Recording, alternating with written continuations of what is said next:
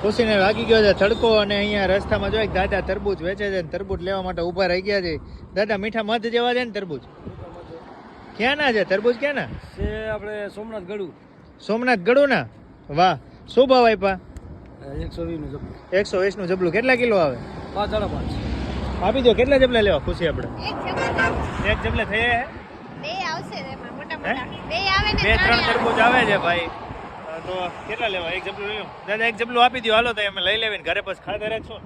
ફ્રીજમાં મૂકી દેવાનું ટાટા કરીને ખાવાની કેવી મજા આવે જો દાદા આપે છે અત્યારે આવી રીતે જો અહીંયા છત્રી રાખી છે અને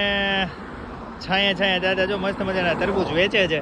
અને ખુશી આ લેવા ઊભી રહી ગઈ છે તરબૂચ